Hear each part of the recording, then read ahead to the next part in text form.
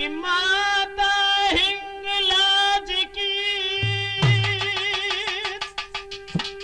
और मैं सुमिरत ही तो आई और भक्तन पे राखी नजर सुबही भरोसो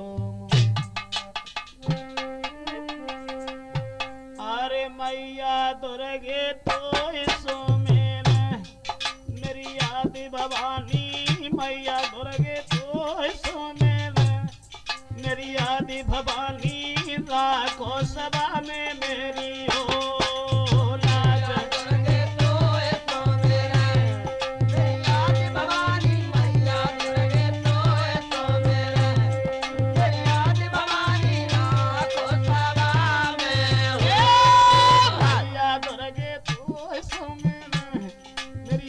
भवानी मैया दुर्गे तो मेरी याद भवानी राखो सभा में मेरी हो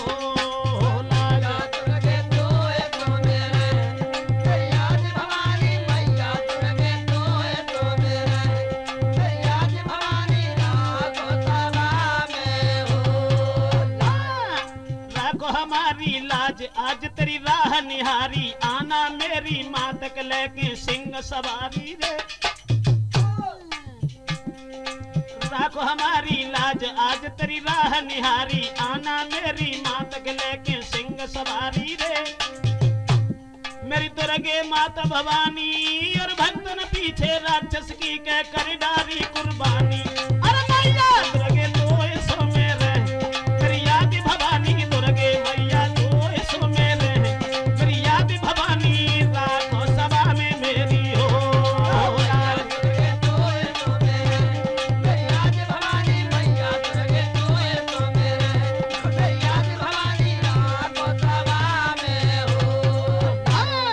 नरबरगढ़ को भूप माता तेरी आस लगाई मारे राक्षस वीर के करिया गणना लाई रे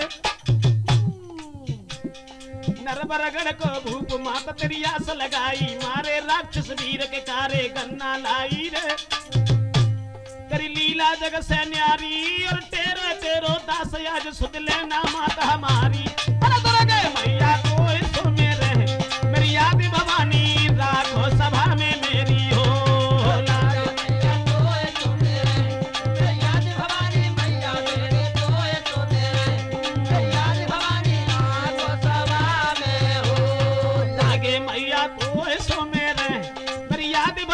दुर्गे मैया तो सो मेरे मेरी याद भवानी राखो सभा में मेरी हो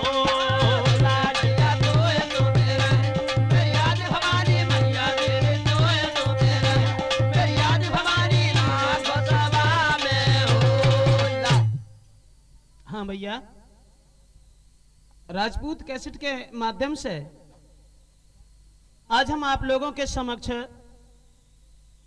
ये जो कहानी लेकर के चल रहे हैं परीक्षित श्राप की कहानी किस तरह से महाराज परीक्षित को श्राप लगा था। इससे पहले परीक्षित के विवाह के नाम से जो हम आपको कहानी दे चुके हैं तो आ जाइए जिस समय ये पांडव लोग भगवान श्याम के कहने के आधार पर हिमालय में गलने के लिए जब जाते हैं बंधुओं द्वापुर के चौथे चरण की ये कहानी है और उस समय कलयुग का नंबर आया था द्वापुर का अंतिम समय था तब पांडव लोग जो थे अस्तु परीक्षित लाल को दे के सब अधिकार गए हिमालय के लिए पांचों पांडु कुमार ये पांडव लोग हिमालय के लिए चले जाते हैं। उसके बाद परीक्षित को राज्य दिया है।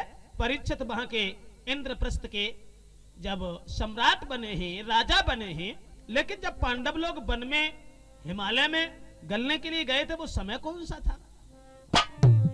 पांडव लोग जब गए थे कि द्वापुर का अंत समय था वो कलयुग की बारी आई थी।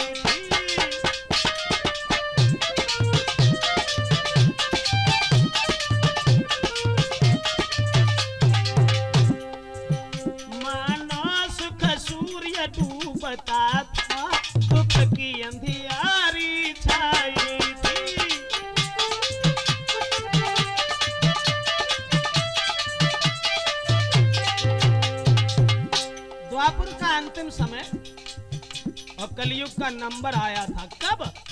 जब पांडव लोग हिमालय में गलने के लिए गए थे।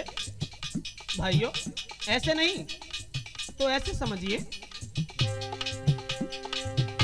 या द्वापुर था मृत सैया पर, कलिपाल रूप पलने पर था, पापों का उदय हो रहा था, पुण्यों का रब ढलने पर था।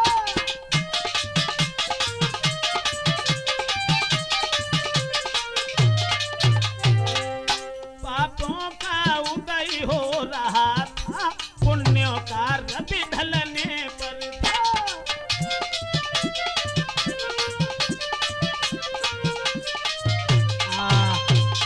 पांडव लोग जब हिमालय में गलने के लिए गए थे, द्वापुर का अंतिम समय था, कलयुग का नंबर आया था, या यूं समझिए कि द्वापुर जो था वो मृत सैया पर लेटा हुआ था और कलयुग एक बालक के रूप में पालने में खेल रहा था। कब? जब पांडव लोग गए। वैसे ये कोई ज्यादा पुरानी बात भी नहीं है, भागवत में ये लिखा है कि ये केवल 5098 साल पहले की बात है। बंधुओं, 5098 वर्ष पहले पांडव लोग हिमालय में गलने के लिए गए थे और महाराज परीक्षित जब वहां के राजा बने तो राजा लोगों का स्वभाव होता है शिकार खेलने का।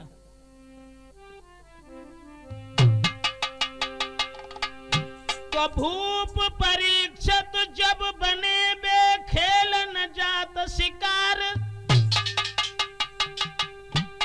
और भोर हो तो एक दिन चले घोड़ा पे भय सवार। ये पांडव लोग तो लला हिमालय में चले गए और परीक्षित जो हते सो शिकार खेलवे के लिए आन जान लगे वन में। एक दिन ऐसो बहुत सवेरे ही सवेरे परीक्षित जब वन में शिकार खेलवे को चले तो सैया तो नवाला देखो, चलो है रे सैया तो नवाला देखो, चलो है रे वीर परीक्षित हो राय।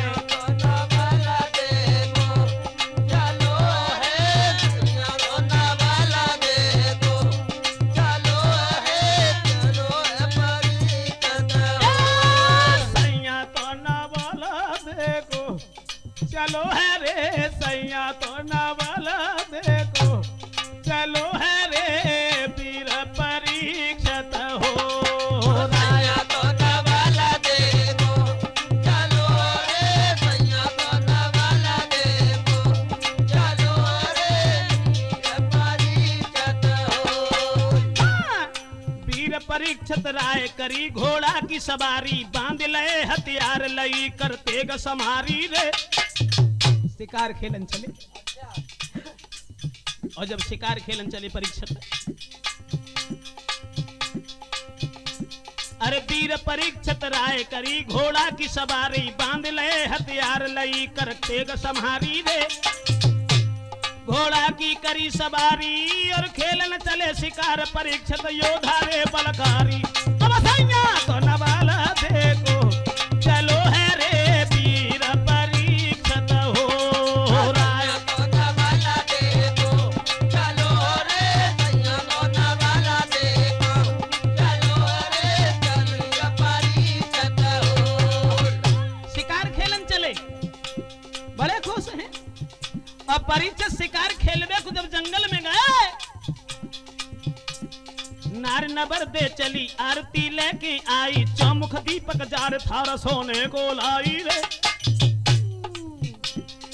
चली आरती उतारवे को पति की, नार नबल दे चली आरती लेके आई, चौमुख दीपक जार थार सोने को लाई रे। आरती तो अरे आरत तुरत उतारी और जल्दी जाइयो लौट कंस के गए गिरफ्तारी। सैया तो नवाला देखो, चलो है रे वीर परीक्षित हो। सैया तो नवाला देखो, चलो रे सैया तो नवाला देखो, चलो रे वीर परीक्षित हो। सैया तो नवाला देखो, चलो है रे सैया तो नवाला देखो, चलो है रे वीर परी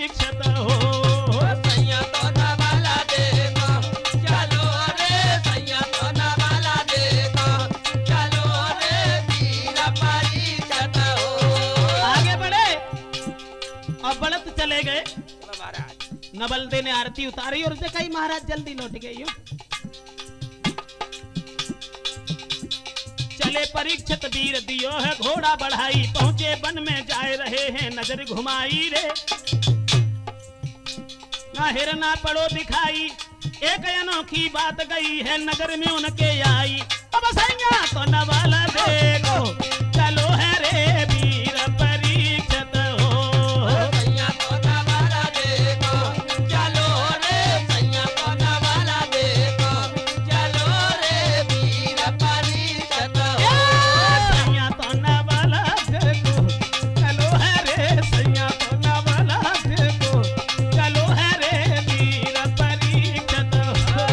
सैया तो नवाला देखो चलो रे, सैया तो नवाला देखो चलो रे वीर परीक्षित हो। दोस्तों महाराज परीक्षित जब वन में शिकार खेलवे को गए और जंगल में जाके जब पहुंचे हैं, वन में गए हते शिकार खेलने को, लेकिन हुन तरीका कुछ और देखो। देखी सम्मुख गाय, महाराज परीक्षित ने हिरन के तलाश में थे लेकिन हिरन नजर नहीं आया। देखी सम्मुख गाय और रही डकराई लगे दुखियारी, और खेलत हते शिकार रे जब उन्होंने नजर पसारी। गाय नजर में आई, गाय देखी गाय भागत जा रही, डकराई रही। देखो डर से कपट शरीर, डर से कपट शरीर एक बेपीर के लगो पिछारी। आयरो पीछे बैल बड़ो है दुखारी, आयरो पीछे बैल के बड़ो है दुखारी। भैया बैल जो हतो सो पीछे आए रहो है, और वो गाय, गाय जो थी वो भाग रही है।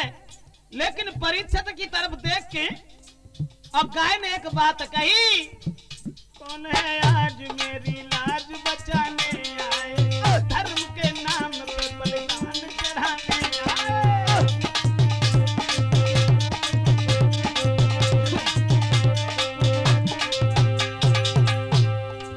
कौन है आज मेरी लाज बचाने आए, धर्म के नाम पे बलिदान चढ़ाने आए, देश की जात की मर्यादा निभाने आए, डूबती नाव को कोई हाथ लगाने आए, डूबती नाव को कोई।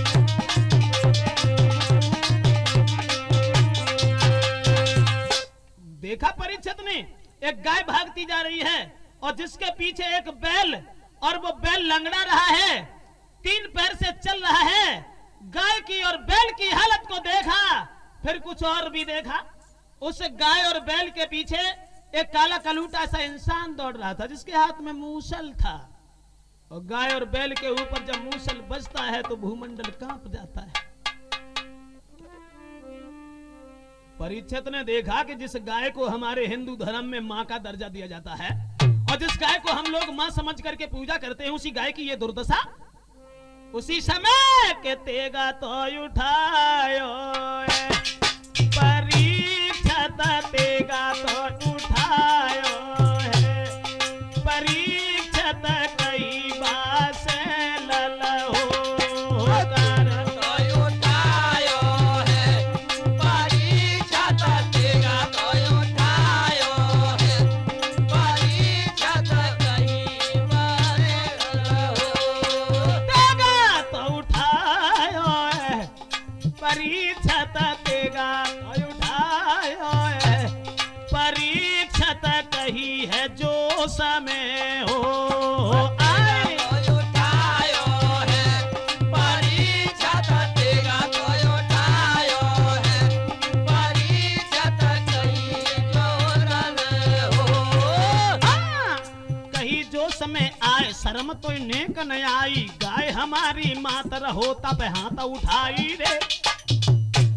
परीक्षित ने तलवार उठाई महाराज और जवाब दो खाए रे। पार्थ चले गए, अर्जुन चले गए, तो तूने जो समझ ले कि अर्जुन को जमानो दी थी। कही जो समय आए शर्म तो नेक न आई, गाय हमारी मातर हो तब हाथ उठाई रे। क्या समझ लई तूने मन में, और गए हैं पांड कुमार के तेगा नहीं किसी के कर में, तेगा तो उठायो है परीक्षत कई है जो समय हो। तेगा तो उठायो है परीक्षत, तेगा तो उठायो है परीक्षत कई है जो समय हो। और परीक्षित बोले जो चलो गऊ पे हाथ आज भाई हाथ को तोड़े, काहे तूने कहे तूने अब शब्द ना आए तो जिंदा छोड़े रे।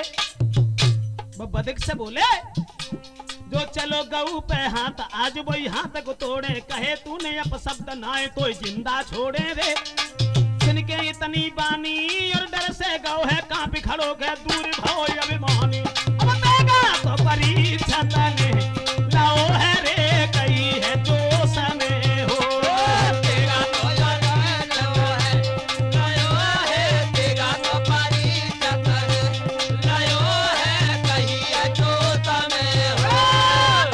दोस्तों आगे परीक्षित बड़े हाथ में तलवार उठाई और जवाब दिया, क्यों रे तूने इतनी जल्दी समझ लिया कि अर्जुन चले गए तो अर्जुन का जमाना बीत गया। रे मूर्ख, अगर दुनिया में अर्जुन नहीं है तो अर्जुन का अंश भी जीवित है। जिस हाथ को तूने गाय मां के ऊपर उठाया है उस हाथ को ही मैं नहीं छोड़ूंगा। गाय और बैल ने देखा तो उसी समय दोनों अपने रूप में आ गए। गाय जो थी वो गाय नहीं, आगे बढ़ करके कहने लगी महाराज मैं पृथ्वी हूं पृथ्वी। जवाब दिया हाँ कि नदियां तालाब समुद्र वृक्ष अपने ऊपर ठहराती हूं, लेकिन पाप के भोजन से अब दबी के नीचे जाती हूं। गाय ने कहा कि महाराज मैं पृथ्वी हूं, चाहे जितनी सृष्टि बढ़ जाए कभी मैं चिंता नहीं करती, सबका भार अपने तन के ऊपर धारण करती हूं, लेकिन पाप के बोझ से अब मैं नीचे को दबी जा रही हूं। गाय ने जब ऐसे वचन कहे परीक्षित से तो शिकार खेलना तो भूल गए, उनकी घटना निहार करके दया आ गई। और तब तक जो बैल का रूप धारण किए थे वो कहने लगे महाराज मैं बैल नहीं हूं। फिर बताया कि मैं साक्षात धर्म हूं। श्रीमन सतयुग में हमारे 20 चरण थे जब हम तीनों लोकों में व्यापक थे हर इंसान के हृदय में। त्रेता में 16 चरण रहे लेकिन फिर भी चिंता नहीं की। द्वापर में 12 चरण बचे फिर भी धर्म दिखाई देता था, ज्यों त्यों करके गुजर चलाता रहा। लेकिन ये जो मेरे पीछे लगा ये कलयुग है, और कलयुग ने आते आते पृथ्वी को नीचे दबा दिया, हमारे पैरों को तोड़ दिया है। श्रीमन सच ये है कि कुछ दिन के बाद जमाने की अब हवा बदलने वाली है।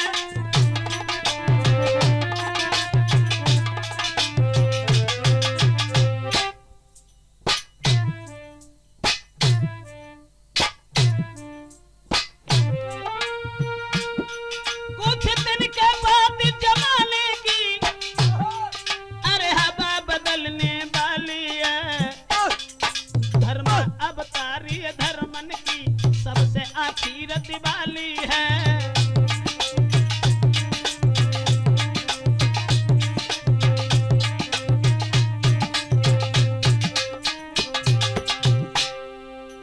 ये कलयुग है।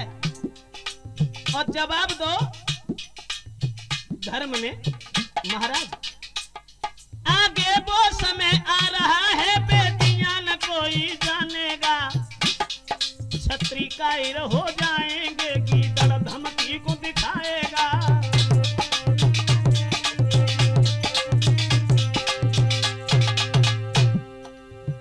जवाब दिया कलयुग में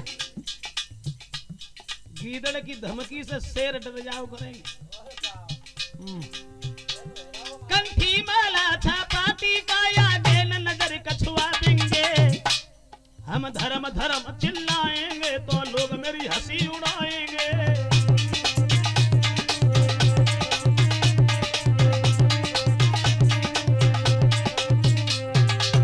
और महाराज कलयुग में पुजारी नहीं मिलेंगे, मंदिर में बदक दिखाएंगे, पुजारी नहीं, मूर्तियां रात दिन टूटे होगी, हम कौन भाड़ा में जाएंगे।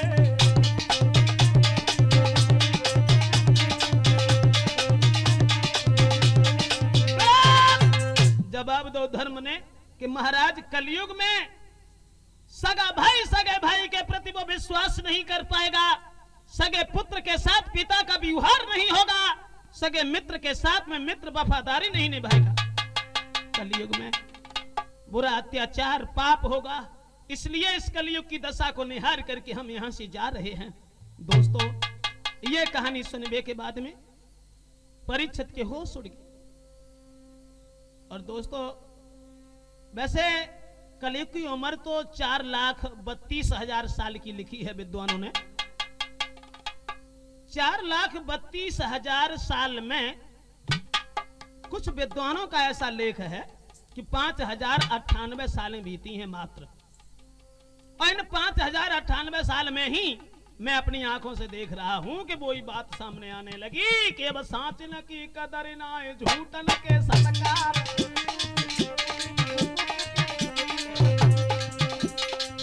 अरे साचन की कदर नाए झूठन के सत्कार, काऊ को न लेके देवे ताते कहें होशियार, सीधे साधे भोले भाले उनसे लोग कहें कमार, सासू बतावे चोर, चोर बने साहूकार।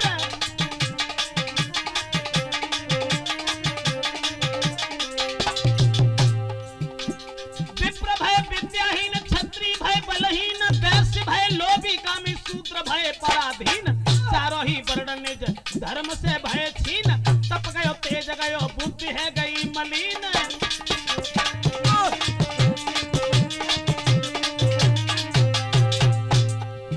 5,098 साल में अब बेटा नाचे बाप देख रहे, अरे बेटा नाचे बाप देख रहे, तनिक नहीं शर्माए रे कलयुग के बाबा, मैंने कैसे खेल दिखाए रे कलयुग के जमाने।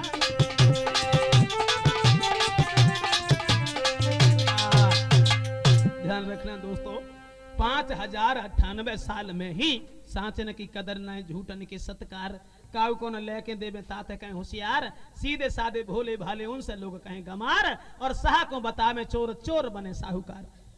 वही बात बताई धर्म ने, और ये कहा कि महाराज दुनिया में धर्म नहीं होगा तो हम दुनिया में रह के करेंगे क्या, अब हम संसार को छोड़ करके जा रहे हैं।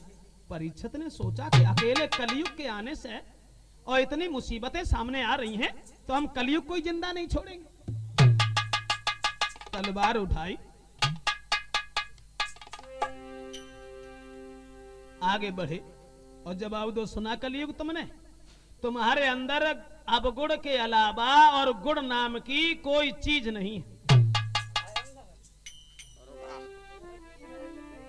और जो जान तो है कि दोषी प्राणी को, जो दूसरे की आत्मा को दुखाने वाले हैं, उन्हें मारने में कोई पाप नहीं होता, और हम तुम्हें मारने आए हैं, मारेंगे, जान से मारेंगे। तो कलयुग बोलो महाराज, हर आदमी को अपनी भलाई और दूसरे की बुराई नजर में आती, हर आदमी को अपने गुड़ और दूसरे के अवगुण दिखाई देते हैं। वैसे हम अवगुड़ी ना है, बात जो है कि राजन दुनिया कसी नहीं, और दाने के अंदर गुण भी है।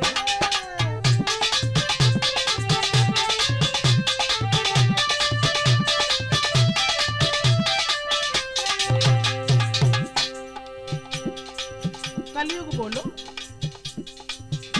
राजन दुनिया कसी नहीं, दाने के अंदर गुण भी है, हर एक चीज पे गौर करो तो गुण भी है, अब गुण भी है।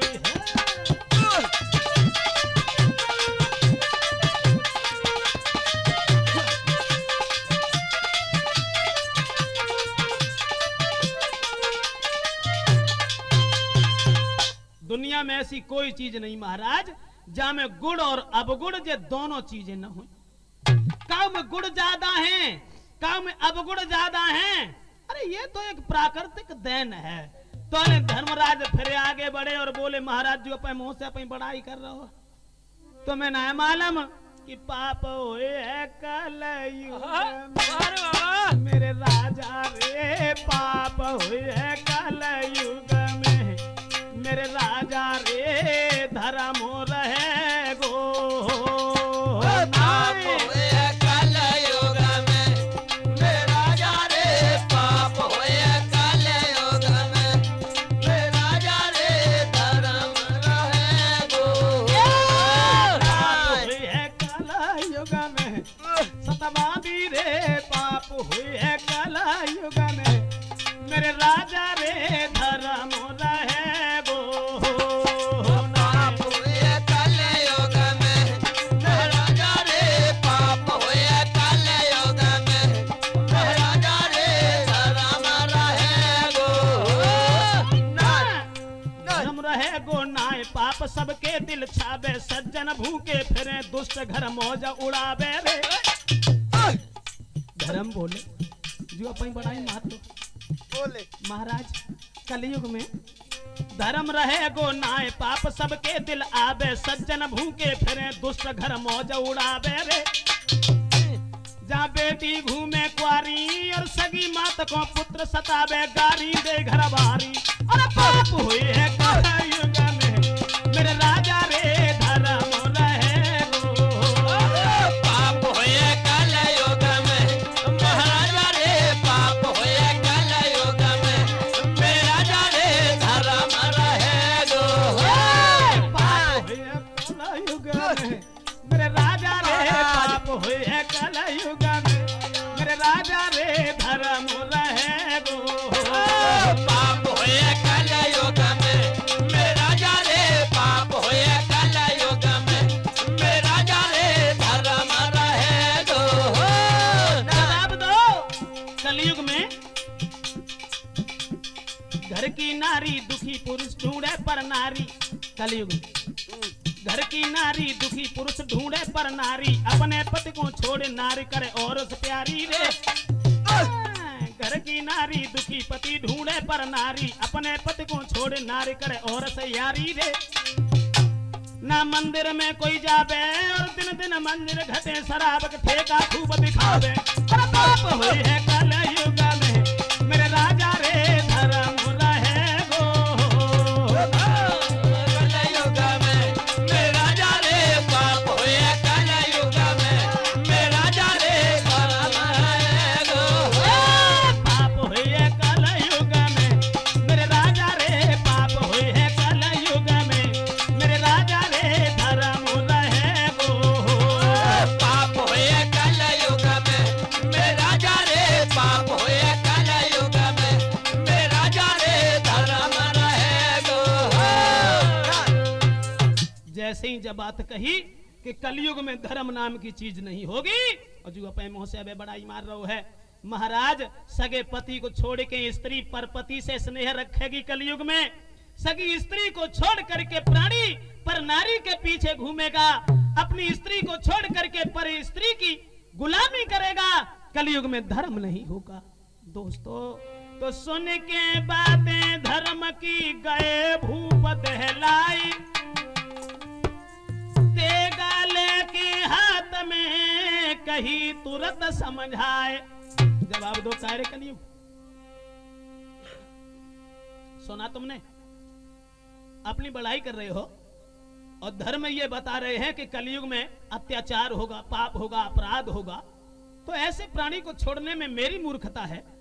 हम तुम्हें जान से मार देंगे, दोबारा सतयुग फिर आ जाएगा। कलयुग कहने लगा महाराज मार दीजिए, लेकिन मारने से पहले कुछ मेरी बात सुन लीजिए। कहिए। श्रीमान ब्रह्मा जी ने जिस तरह से सतयुग त्रेता द्वापर को रचा है और उसी तरह से हमें भी रचा है। पहली बात यह है, अगर तुम हमें मार रहे हो तो भगवान ब्रह्मा जी की आन टूट जाएगी।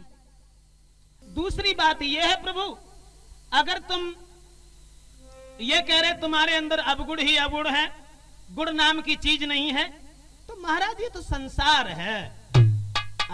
कस्तूरी में दोष जो रंग नाय लाई है, और सोना में है दोष जो सुगंध नाय लाओ है। और राम में है दोष जो बनारी की नाक काटी, और रावण में है दोष जो सीता को हरिलाओ है। अहिल्या में दोष जो इंद्र के संग भोग किया, और इंद्र में है दोष जो चोरी से घुसियाओ है। अरे महाराज फिर तुम काहे को पागल बनी, एक एक दोष हरि ने सब ही में लगाओ है। कलयुग बोलो दुनिया में ऐसे कोई नहीं महाराज जब में गुड़ और अवगुड़ दोनों चीजें ना हो। काऊ में गुड़ ज्यादा है, काऊ में अवगुड़ ज्यादा। अवगुड़ तुमने सुन ले, अब कुछ गुड़ हैं तो परीक्षित बोले बताओ कौन से गुड़ हैं, तो कलयुग बोलो महाराज सबसे पहले गुड़ तो एक है। कौन सा? तो कलयुग कहने लगा श्रीमन कि कलयुग के बल नाम आधारा, सुमेरे सुमेरे नर उतरा ही पार।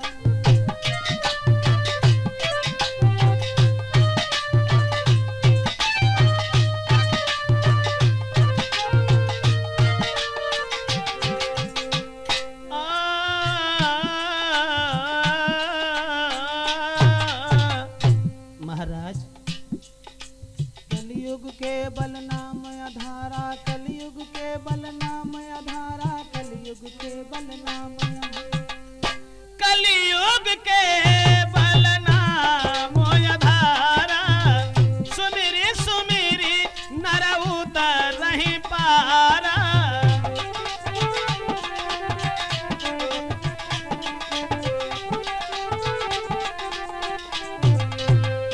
पहला गुण ये है कि कलयुग में सतयुग त्रेता द्वापर में इंसान हजारों साल गुफा में बैठ के भगवान का भजन करता था और फिर भी परमात्मा की प्राप्ति मोक्ष की प्राप्ति नहीं होती थी। लेकिन कलयुग में ऐसा कुछ नहीं है। 10 इंद्रियन से और 11वें मन से कौन एक उदम राम कह दई तो समझ लो 22 घड़ी आराम है। जवाब दो महाराज पहलो गुण जे है और बताएं। बोले हाँ बताओ दूसरा गुण कौन सो है। तो कलयुग कहने लगा महाराज दूसरा गुण जो है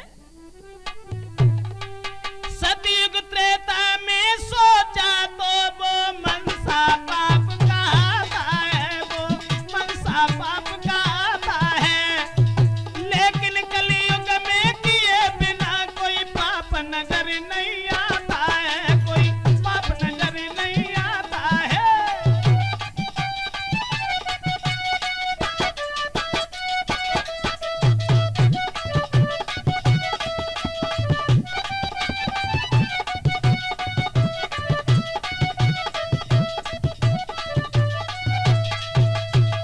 जवाब दिया दूसरा गुण ये है सतयुग त्रेता द्वापर में इंसान अगर किसी की बुराई को मन में सोच लगता था तो उसे मनसा पाप लग जाता था।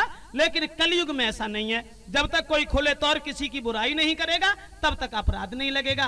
और बताऊं प्रभु कहने लगे बोला सच ये है महाराज। अब जो पूछ रहे हो आप तो सच तो ये है मैं विष भी हूँ, सज्जन लोगन को गुड़ भी हूँ, लेता हूँ और देता भी हूँ, करयुग भी हूँ कलयुग भी हूँ।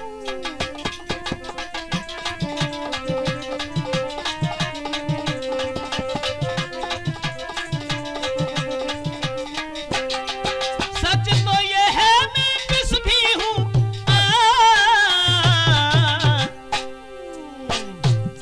सच तो ये है मैं विष भी हूँ, सज्जन लोगन को गुड़ भी हूँ, लेता हूँ और देता भी हूँ, कलयुग भी हूँ कलयुग भी हूँ, लेता हूँ और देता भी हूँ, कलयुग भी हूँ कलयुग भी हूँ, लेता हूँ और देता भी हूँ, कलयुग भी हूँ कलयुग भी हूँ। सच ये है कि मैं जहर भी हूँ अमृत भी हूँ। जो सज्जन हैं भगवान के भक्त हैं जिनके हृदय में कपट नहीं है, शील है, सद्भावना है, उनके लिए अमृत हूँ। और जो लोग बुरे हैं दुष्कर्म करने के बाद दोष मेरे ऊपर लगाते हैं उनके लिए तो मैं जहर हूँ। दोष मेरा नहीं है और मेरा दोष इसलिए नहीं है कि मैं जब से पैदा हुआ इतना सियाना हुआ आज तक किसी आदमी से कहने नहीं गया कि तुम सीधे न चलो उल्टे चलो। भला लोगों ने विश्वास कैसे कर लिया कि कलयुग बुरा है। महाराज मैं बुरा नहीं हूँ। सच ये है कि खुद ही करे खोटी करनी कलयुग को दोष लगा। मैं बुरा नहीं हूं। इंसान खुद ही बुरे काम करता है और दोष मेरे ऊपर लगा देता है। खुद ही करे खोटी करनी, कलयुग को दोष लगाए। ताई सहजा बीच धार में ना भया डूबी जाई, विपत्ति भैया ना टरनी। ओरे भारत क्यों पछताए, ले बैठी खुद की करनी, खुद की करनी। अब भारत क्यों पछताए।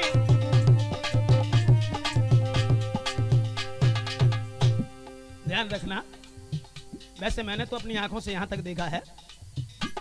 अब 60 साल के ब्याह रचावे ले में मोछ मुड़ाए। कलयुग जाओ कहेगा वो तो कि बुढ़ापे में ब्याह करने चाहिए। 60 साल के ब्याह रचावे ले में मोछ मुड़ाए। सब देश वरना पल पलकी में बैठे, वरना पल पलकी में बैठे कर कंगन बंध पाई, परस बारहा की बरनी। ओरे भारत क्यों पछताए, ले बैठी खुद की करनी, खुद की करनी, खुद की करनी। अब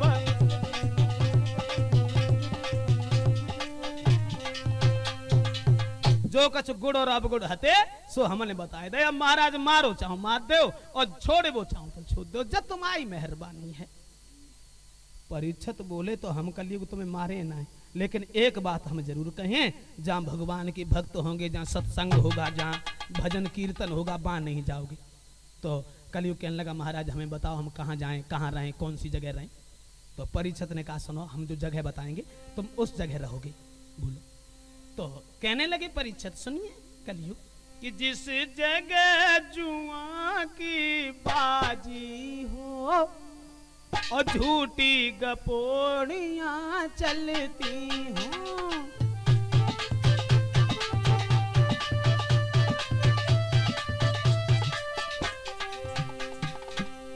वैश्याएं जहाँ पे रहती हूँ, मद की प्यालियां उमड़ती हूँ।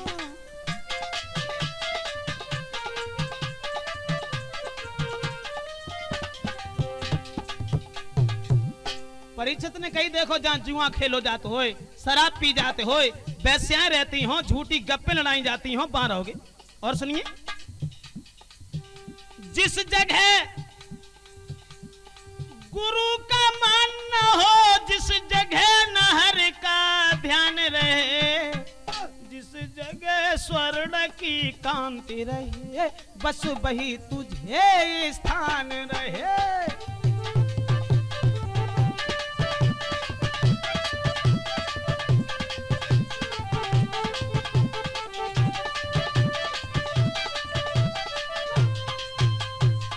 जवाब दो परीक्षित ने। देखो कलयुग जहाँ जुआ खेला जाता हो, शराब पी जाती हो, जहाँ वैश्याएं रहती हो, जहाँ झूठी गप्पे लड़ाई जाती हो, जहाँ भाई का दुश्मन भाई हो, जिस जगह पंच अन्यायी हो, जिस घर में सास और बहू में लड़ाई हो, हाँ वहां रहोगे। जहाँ गुरु का मान न होता हो, भगवान का ध्यान न होता हो। तो जवाब दो कलयुग ने महाराज एक जगह अच्छी तो दही ने सब ऐसी ही बताए दें, गलत गलत कोई ऐसी जगह बता देते जहां हम बने रहते। तो बाद में परीक्षित ने जब कही अगर ऐसी बात है तो तुम सोना में रहो, सोना में। सोना की जब बात कही कहने लगा महाराज ठीक है। और बाई समय पे पृथ्वी अपने रूप में आई, धर्म अपने रूप में आए। अब कलयुग ने अरे छोटो सो रूप बनाओ और सोने के मुकुट चढ़ियाओ।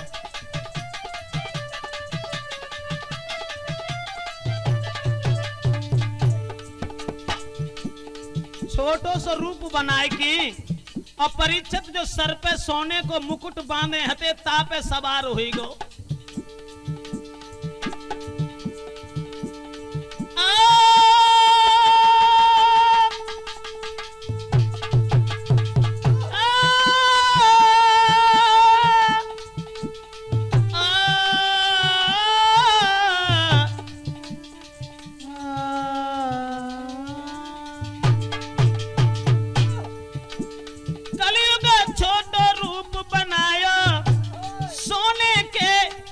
चढ़ आयो। तब राजा ने अश्रु बढ़ायो।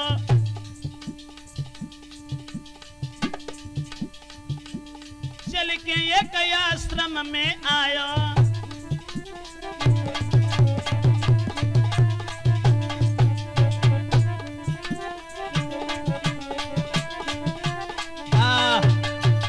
अब तो भैया प्यास लगी परीक्षित को, तो पानी की तलाश करत भय परीक्षित आगे को बढ़े और कलयुग जो है तो सोने के मुकुट में सवार भव लोमस ऋषि के आश्रम में पहुंचे।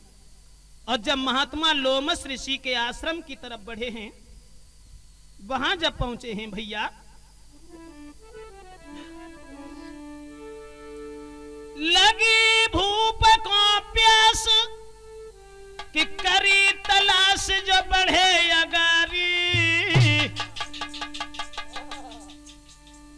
और ऋषि लोमस के आश्रम में के पहुंच गए थे सतधारी।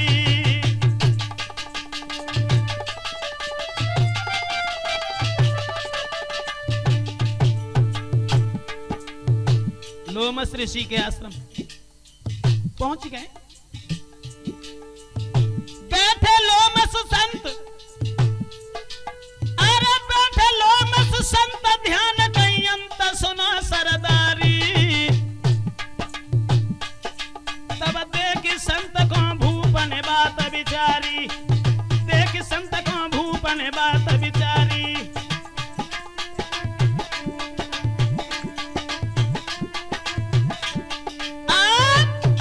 लोमस ऋषि के आश्रम में पहुंचे तो देखो कि लोमस ऋषि जो हते सो पद्मा आसन लगाए भय भगवान के भजन में लीन थे। बंधुओं, कलयुग सर के ऊपर सवार हतो सो परीक्षित ठाड़े ठाड़े सोचन लगे भारे ढोंगी। तूने हमें जो लगते कि हमें देख के आंखें बंद करना है। अरे तुझे चक्कर में है कि हमें तो से कुछ चाहिए। अरे तू महात्मा और हम राजा मोए तो से काले में तू ठाड़े ठाड़े सोचन लगे के माननाए मेरो जान। सन्यासी तूने माननाए मेरो जान। सन्यासी तूने करी डारो है या पहो। माननाए मेरो जानो, सन्यासी तूने माननाए मेरो जानो। सन्यासी तूने करी डारो या पहो। माननाए मेरो जानो, सन्यासी तूने माननाए मेरो जानो। सन्यासी तूने करी डारो है या पहो। माननाए मेरो जानो, सन्यासी ते माननाए मेरो जानो। सन्यासी ते करे डारो या पहो। करे डारो अपमाननाए मेरी इज्जत कीनी हमको आबत देखे। सोचन लगे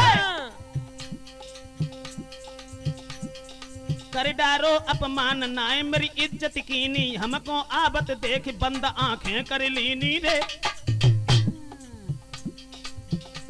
तुम हो पूरे पाखंडी और पाले बैठे ढोंग नाए तुम बने रहे संत अखंडी। और मान नाए मेरो जानो, सन्यासी तूने कर डारो है या पहो।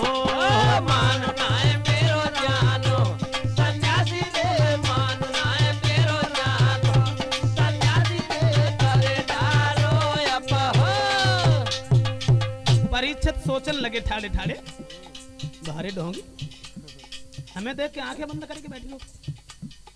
हमें तो ऐसे रहते चाहिए। अरे पानी की प्यास लगी सुते द्वार तक चले आए। जब सोचत रहे बाके बाद में नजर उठाई। एक देखो करिया नाग भूपने नजर बढ़ाई। धनुष सलाए उठाए दो गर्दन लटकाई रे। महात्मा एक करिया नाग देखो सो धनुष के बल से नाग उठाओ और महात्मा लोमस ऋषि के गर्दन में डालो। सन्यासी ने नहीं जान पाया, भगवान के ध्यान में लीन थे। और उस महात्मा को राजा ने एक देखो करिया नाग भूपने नजर बढ़ाई। धनुष के बल से उठाए दो गर्दन लटकाई रे। चले तीनों सतधारी और पहुंचो महल में जाए करीना मार्ग के बीच अबारी। अरे मान मानना है मेरो जानो सन्यासी तूने, मानना है मेरो जानो सन्यासी तूने, कर डारो है अपहो। मानना है मेरो जानो सन्यासी से, मानना है मेरो जानो सन्यासी से, कर डारो अपहो। मानना है मेरो जानो सन्यासी तूने, मानना है मेरो जानो सन्यासी तूने, कर डारो है अपहो। मानना है मेरो जानो सन्यासी से, मानना है मेरो जानो सन्यासी से, कर डारो अपहो। वहां देखो एक सर्प मरो बहु पड़ो है, सब मरे भय सांप को उठाए के और महात्मा लोमस ऋषि के गर्दन में वो मरो बहु सांप हथों से डाल दिया।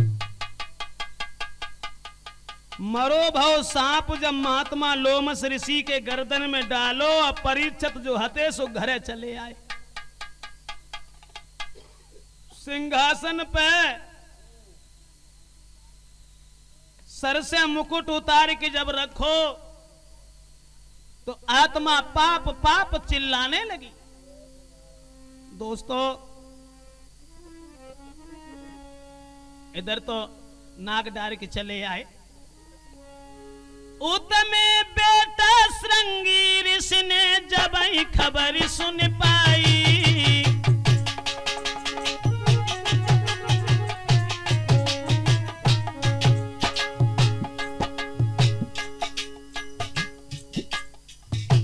लोमस ऋषि का लड़का था श्रृंगी ऋषि, और श्रृंगी ने जब ये सुना कि हमारे बूढ़े पिता के गर्दन में मरा हुआ सांप डाल के परीक्षित चला गया,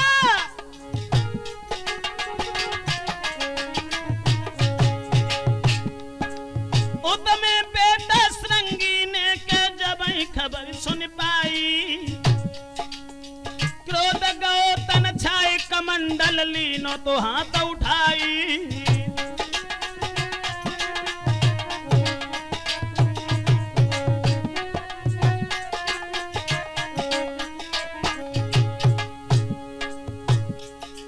लोमस ऋषि के लड़का श्रृंगी ऋषि ने जब हाथ में कमंडल उठाया दोस्तों,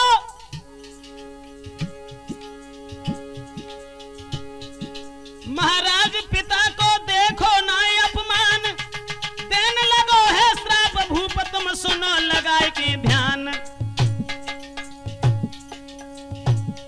भैया लेके कमंडल हाथ के श्रृंगी आगे बढ़ गो है, अब तो लेके कमंडल हाथ भूप से आगे बढ़ गो है, अब तो लेके कमंडल हाथ के श्रृंगी आगे।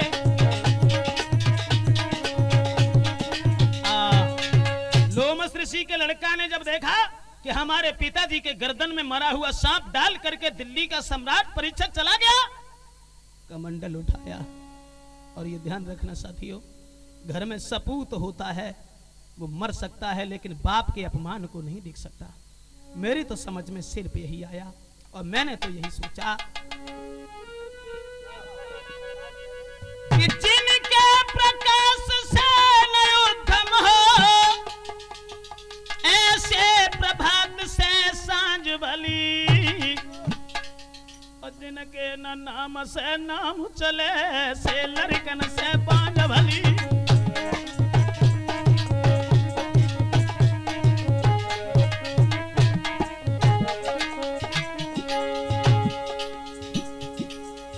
बाहरे घर के सपूत कमंडल से जल लाओ, हाथ पे रखो, मंत्र को जाप करो, परीक्षित को श्राप दयो।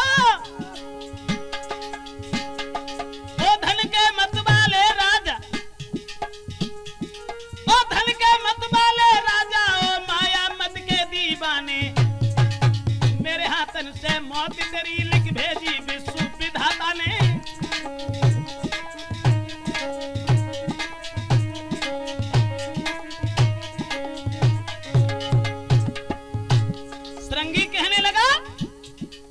मरा हुआ सांप हमारे पिताजी के गर्दन में डाल करके गए हो, ये सांप मरेगा नहीं, परीक्षित जिंदा हो जाएगा। बस सावधान, बस सावधान, बस सावधान और सावधान, और तक्षक जिंदा हुई जाइयो। 8वें रोज राजा को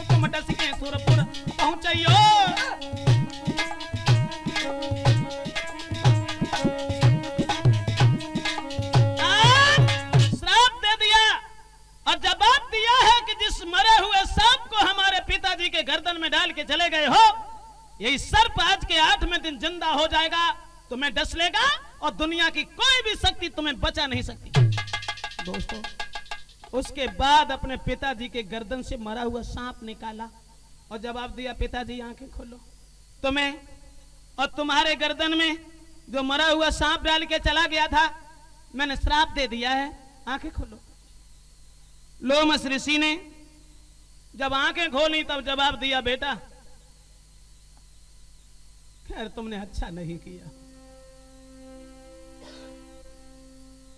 जो तुमने श्राप दे दिया वो बिल्कुल महात्माओं जैसा राजा था। दोष उस राजा का नहीं था श्रृंगी, दोष कलयुग का था जो उनके सर के ऊपर सवार था। श्रृंगी, परीक्षित जैसा राजा कोई नहीं होगा। परीक्षित के शासन में गाय और शेर एक ही घाट पर पानी पीते हैं। बेटा, परीक्षित अगर मर गए तो फिर दुनिया में क्या होगा। खैर, अब श्राप वापस तो नहीं होता है, एक काम कर दो, दीजो बाई खबरी भिजवाई, लेबे कछु के सोची उपाई, नाही पल की देर लगाई, भागो तुरंत कुमर बहराई।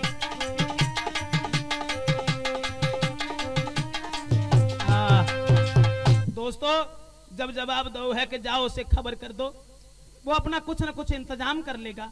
उसी समय सब लड़कों ने जाकर के बताया है, परीक्षित से ये कहा है कि तुम्हें श्रृंगी के द्वारा श्राप लगा है, जो सांप मरा हुआ समझ करके और श्रृंगी ऋषि के पिता के गर्दन में डाल के चले आए थे।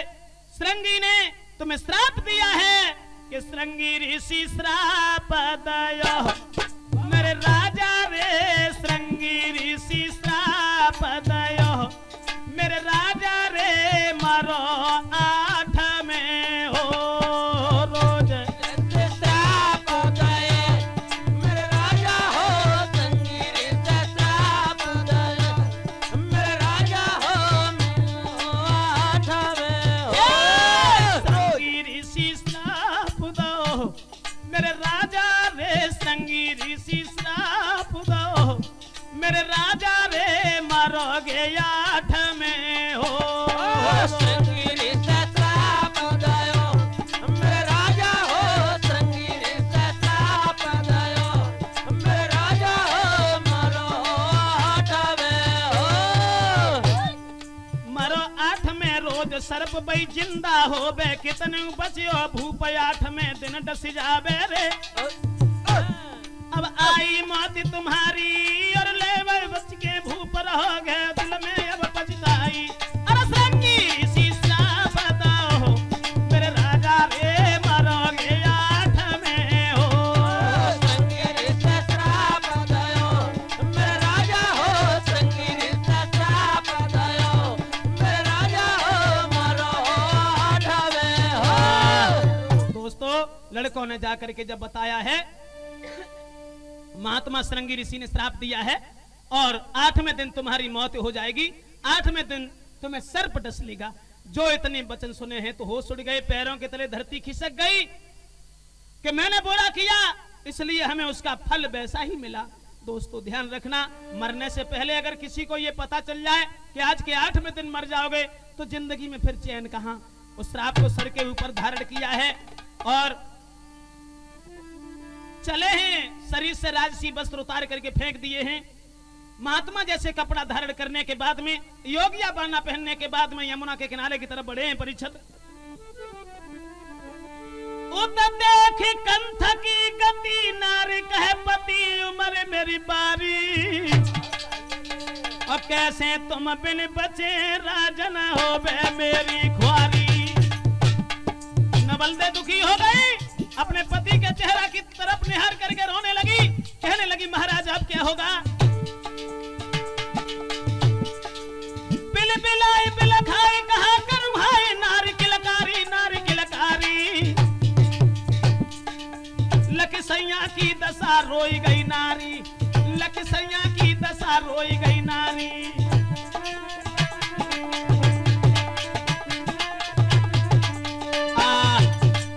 जैसो रूप धारण करके परीक्षित जब आगे को बढ़े, स्त्री नवलदे ने दोनों हाथ जोड़े, जवाब दिया श्रीमन ये क्या हुआ और तुम्हारे बगैर मैं कैसे जीवित रहूंगी। बिना पति के स्त्री अधजला मुर्दा की तरह से होती है। प्रभु मैं क्या करूंगी? उसी समय दुखी देख के नारी को बोले वचन उचारे, ये दिन सबके सामने क्यों चिंता कर रही नारी। परीक्षित कहने लगे नबल दे, ये दिन एक दिन सबको देखना पड़ता है, इसलिए तुम हमें यहाँ से जाने दो।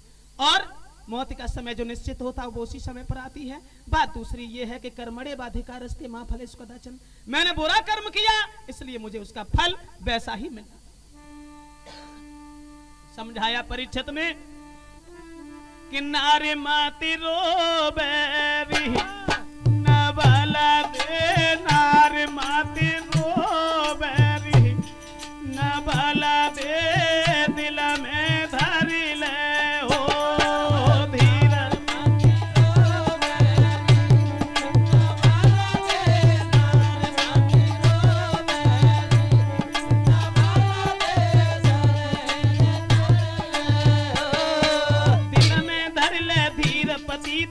समझावे, मैं ही क्या संसार एक दिन सब ही जावे रे। धन दौलत माल खजाना महल अटारी सब परिवारी संग न कोई जाना।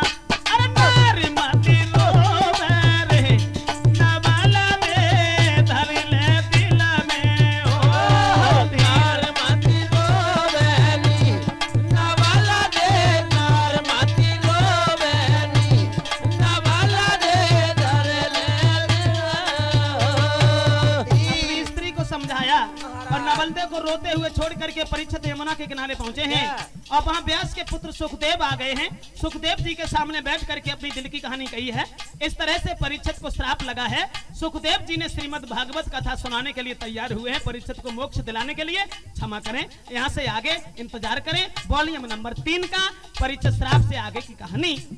इधर नवलदे रो रही है, कहे नबल दे नारी कैसे मन समझाऊं, तो बिन कैसे रहे संग ही जान गमाऊं रे। यो कहे नबल दे बेनार रोबत रोबत नार नबल दे के सूझ गए